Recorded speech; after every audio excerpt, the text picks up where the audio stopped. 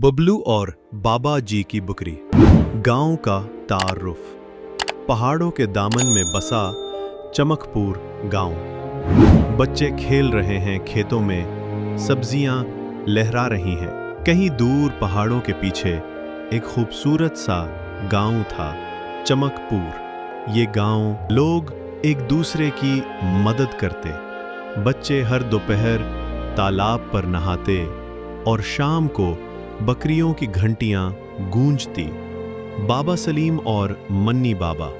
सलीम की झोपड़ी, सामने सब्ज खेत। एक सफेद बकरी नर्म आवाज में बोल रही है। गांव के एक कोने में बाबा सलीम रहते थे। सफेद दाढ़ी, कमजोर हाथ, लेकिन दिल बहुत बड़ा। उनकी जिंदगी की सबसे करीबी साथी थी एक बकरी, मन्नी। बाबा सलीम मन्नी तो सिर्फ जानवर नहीं, मेरी तन्हाई की साथी है। मन्नी समझदार थी, वो खुद वक्त पर वापस आ जाती। बाबा सलीम को अपने सिंगों से हल्की सी टक देती, जैसे कह रही हो मैं आ गई।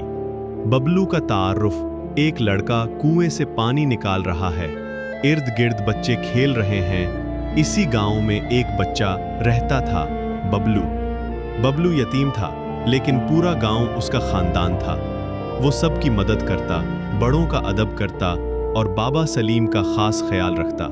बबलू, बाबा जी आज मन्नी को मैं चरा कर लाऊंगा, आप आराम करें। तूफानी शाम और मन्नी का गुम होना।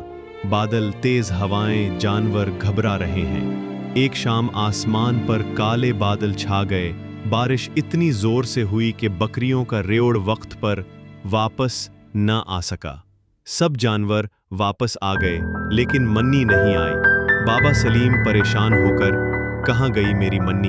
वो तो कभी देर नहीं करती थी। बाबा जी ने सबको आवाज दी, लेकिन बारिश ने सब आवाजें दबा दी। बबलू की बहादुरी। रात का वक्त, जंगल के किनारे बबलू लालटेन लेकर निकलता है। जब सब सो गए, बबलू जागा। उसने एक छोटी लालटेन ली, अपनी चप्पल पहनी और खामोशी से मन्नी को ढूंढने निकल पड़ा। बबलू दिल में, मन्नी को कुछ नहीं होना चाहिए, वो बाबा जी की खुशी है। सुनसान रास्ते, झाड़ियां हिल रही हैं, उल्लू की आवाजें।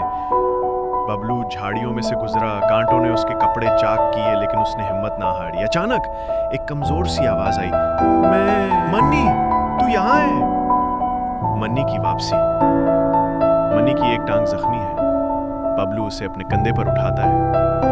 मन्नी की टांग में कांटा चुभा हुआ था। बबलू ने कांटा निकाला, उसे गोद में उठाया और बारिश में वापस गांव की तरफ। जब वो गांव पहुंचा, अजान फजर हो रही थी और बाबा सलीम दरवाजे पर खड़े थे। बाबा सलीम आंसुओं के साथ, बबलू तू मेरा फरिश्ता है। खुशी का दिन, पूरा गांव इकट्ठा है, को अपना बेटा बना लिया। मन्नी भी जैसे अब बबलू से लिपट कर शुक्र अदा कर रही थी। बच्चे स्कूल में बैठे उस्ताद बबलू की कहानी सुना रहे हैं। आज भी चमकपुर के स्कूल